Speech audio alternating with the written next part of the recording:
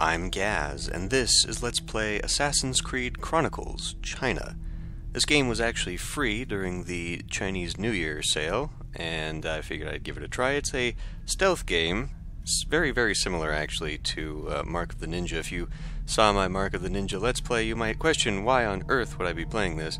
Again, like I said, it's free, for one, but I do actually know now kind of what I'm getting into with this game. I've played the first couple of levels, so I think I'll definitely play for the stealth, even though I'm sure I'll lose patience at some point. The combat in this game is better, I would say, than Mark of the Ninja. You can actually kill someone in this game, for instance.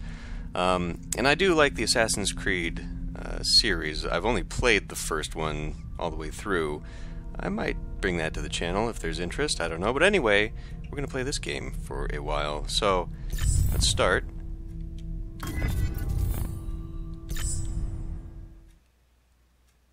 I don't know why the game's title was not there on the opening screen. China, 1526. It has been 2 years since Zhang Yong, the leader of a corrupt group of eunuchs known as the Tigers, wiped out the Chinese Brotherhood of assassins. These Tigers are Templars, and secretly run China from the shadows, using the Emperor as nothing but a puppet. Shao Jun, one of the few survivors, has returned under the orders of Wang Yangming, the new leader of assassins. Together, they plan to hunt down the Tigers and free China from its Templar control. They return to their old home, the Mai Jishan Grottos. Once an assassin stronghold, now it is a Templar prison run by Gao Feng. To get close to their target, Shao Jun allows herself to be captured. She carries a precursor artifact given to her by Ezio Auditore, knowing that the Templars will want answers about the artifact and ensuring her imprisonment. So yeah, I know nothing about the storyline. The box is empty, or should I say, incomplete. Where is the rest of it? We know who you are. We know who you were. You've come far for someone who was merely once a concubine. I will ask you again, assassin. What is this box? Where did it come from, and what is its purpose? Why continue to resist us? Look around you. No one is coming. We wiped out your order. There is no escape from here. Why would I want to escape? I am exactly where I want to be. Such arrogance! Ma Yongcheng will make you talk. Let him try. No wonder your kind fell so far. My kind isn't done yet.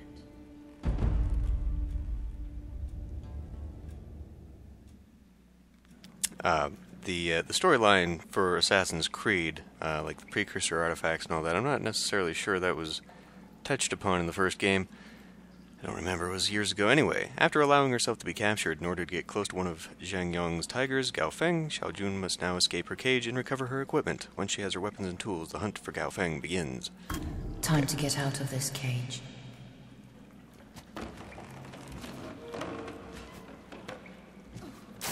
There are a lot of games in the Assassin's Creed series, which, you know, fair enough. I mean, it's a pretty popular series, and from what I've seen, they've added considerable gameplay mechanics since the first. I mean, they'd kind of have to. Guards have an awareness code. Huh? 是谁? If you enter it, the cone will turn yellow. Okay, I'm definitely going to have to turn down voices. Unfortunately, I cannot, for some idiotic reason, get to the sound options and settings from actually in the game. That is all got to be in the main menu, which is a flaw, in my opinion, but whatever.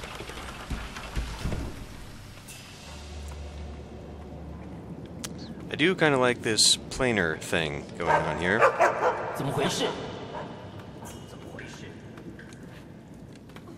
I hope that comes into play further along in the game. Almost didn't make that one. But I think I need to turn around here. I might not be able to make that jump. There are secrets in the game. Actually, maybe go down a little bit. Nope, okay. In the beginning, I imagine most of them are easy to find. In fact, I feel like there's no other spike traps under there. Never mind. We're looking for Hung Li Wei. I think I need to go... I can't get there from here.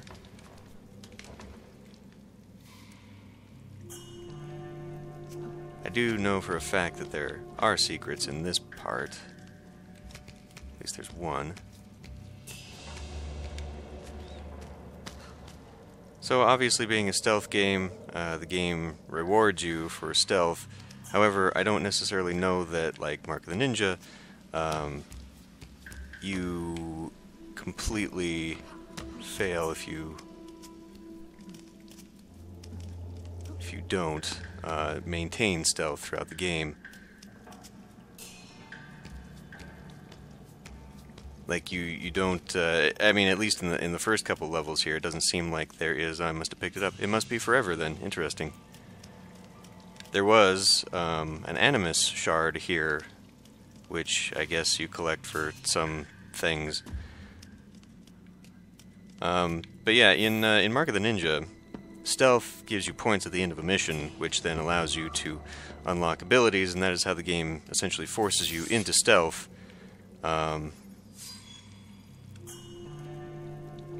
But would you let go?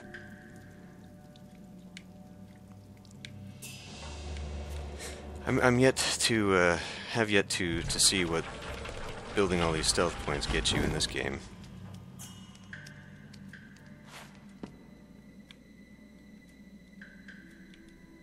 Okay, that is totally not what I meant to do, but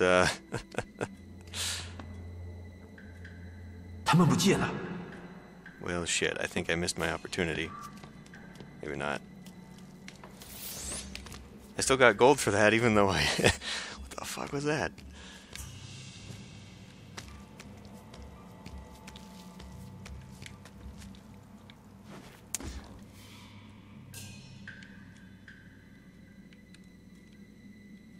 Okay. One thing I do actually kind of like about the game, though, and here we're seeing it, it's now giving me my first ability, which allows me to distract the guards. What I like about this game and what it does there is that it gives me all the abilities, but they all have the same button scheme.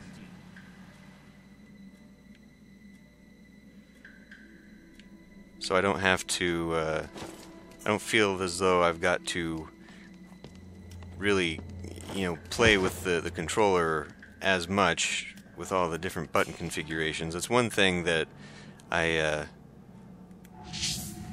not how you increase whistle strength.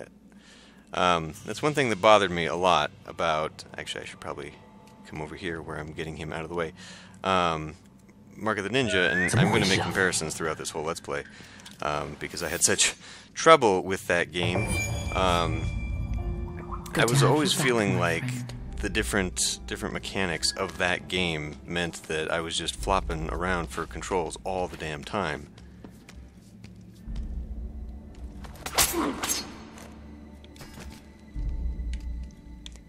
Oh.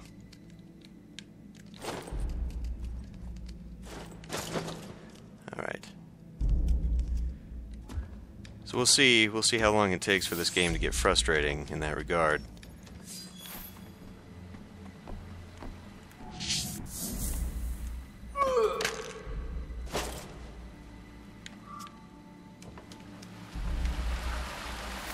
Because that's one of the problems of a lot of these games, or games in general nowadays, is that they tend to continually add mechanics, which in game design is sort of a thing you're supposed to do. You're supposed to basically plateau, so you start the game with a certain amount of difficulty, and then it plateaus so that the players can master it, and then you have them go to the next level and so on and so on.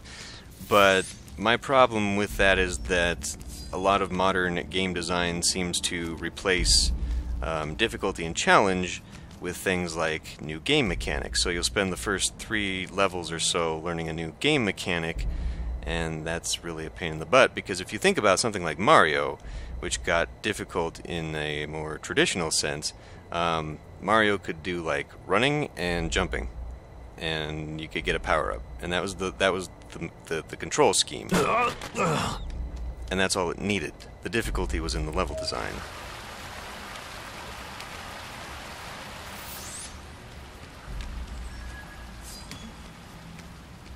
And by extension, therefore, made it up to the...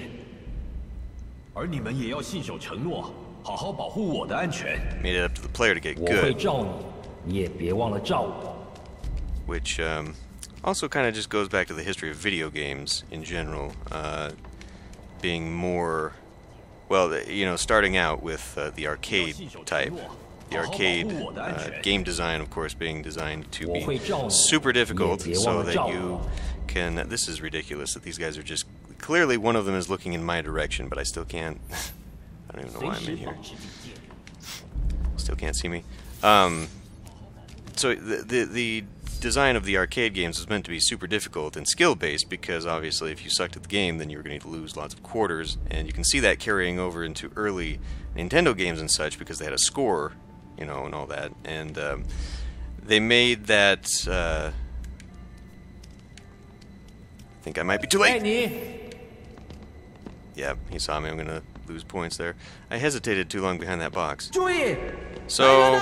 Okay. Fucking talking too much. I wonder if they're gonna lose it. Oh, they're trying to throw shurikens at me. Whatever the Chinese equivalent is. I guess I'm gonna have to stun him, probably. I don't have an extended range on that, so that's not gonna work. I don't have my weapons yet, so how am I gonna get out of this one? I cannot, apparently. Okay, well, lesson learned there. So, we'll just start playing the game, how about?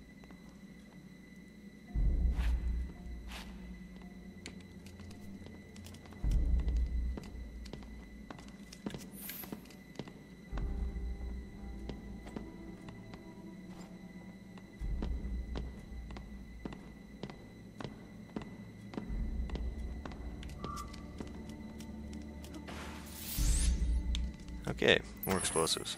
You can only have 2 at a time anyway, so it doesn't really matter. The firecrackers are... that's my first weapon. Are obviously meant to be used a little bit more. I think, though...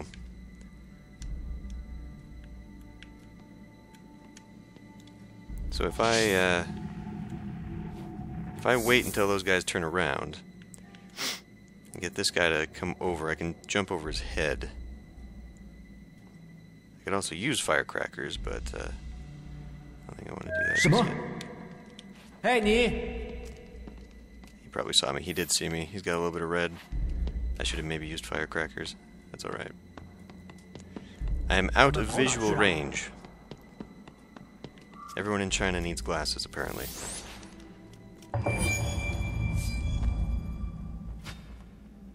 My revenge can begin now. Time to test your sword skills. Prepare to defend yourself.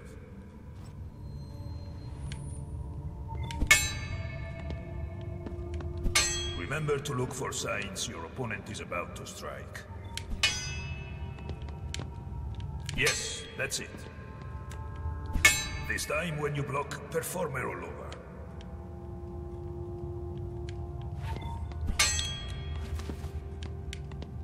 Now this is extremely awkward because she doesn't turn around.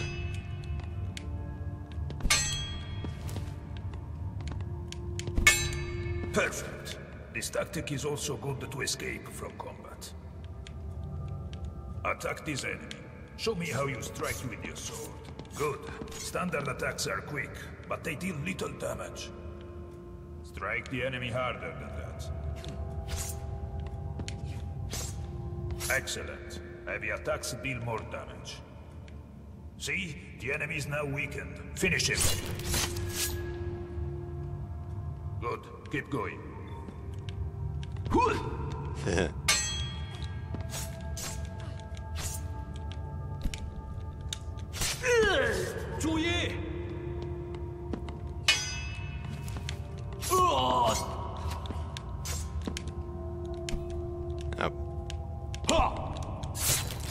A little sloppy there.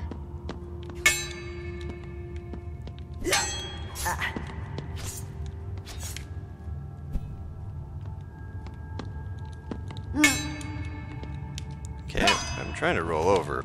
That's probably going to be the bane of my existence, is that rollover maneuver. And I'm sure there's going to be an enemy at some point who's going to require it.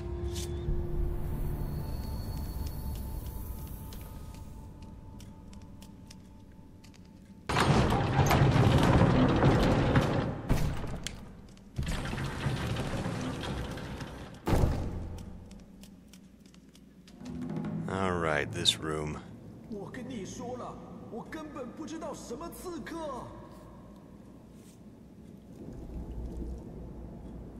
Alright.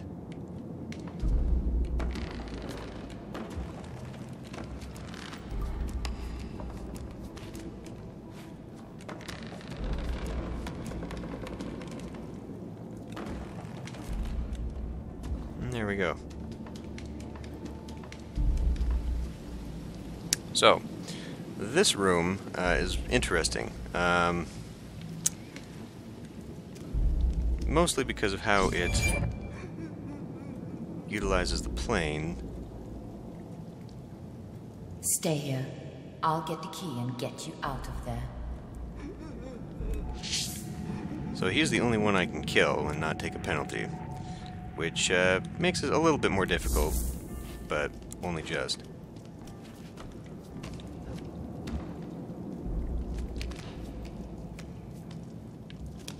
So this one actually uses the side plane here.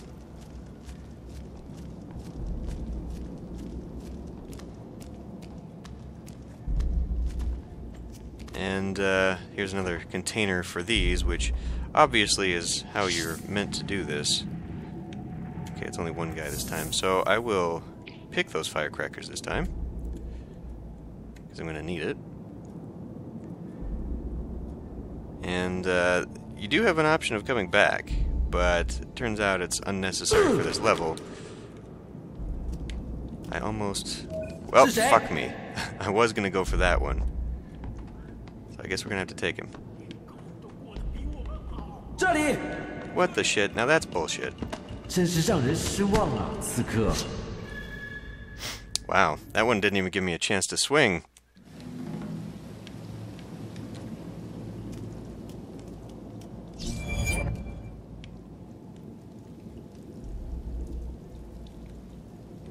Stay here. I'll get the key. So clearly there is a point in the game where there is... I know, fuck.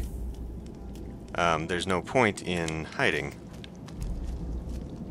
Which is probably why the combat is a bit stronger.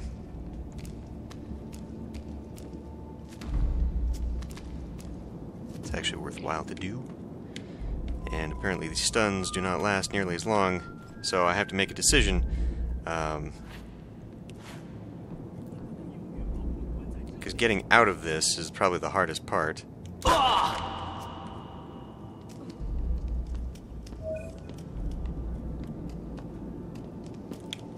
Okay, within his range, there we go.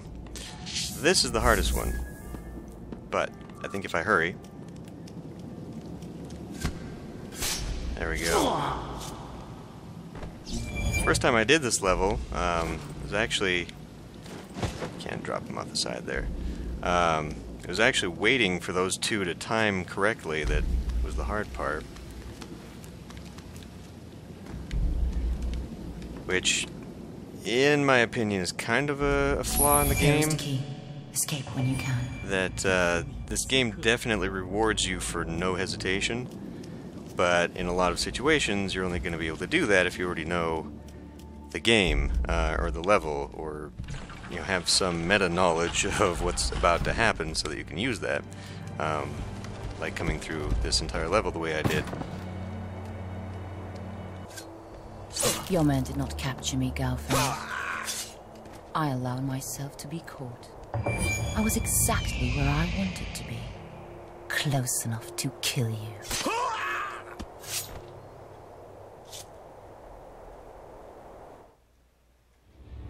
Where is the box you took from me? Far from your reach by now, assassin. One of your tiger brothers must have it. No matter. I will find which one and retrieve it from his still warm corpse. Do you even know what the box is? I know it belongs to the Brotherhood. How naive.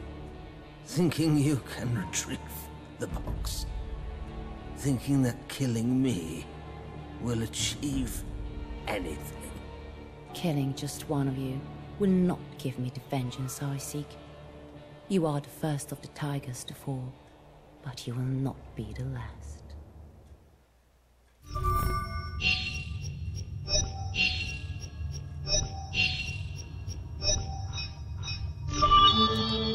Style bonus, huh?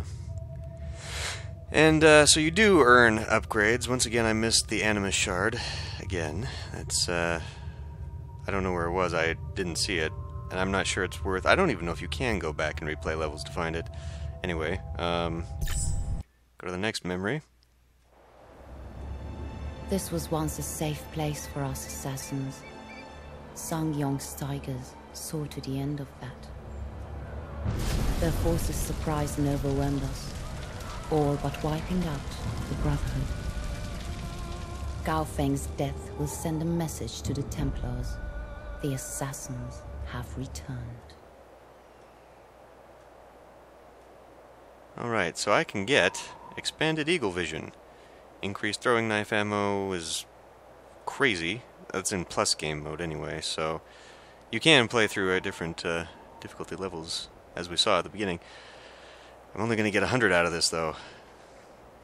Or that's only for the secondary objective. Okay, and that's why I have to retrieve the Assassin's Scroll. I will try to find the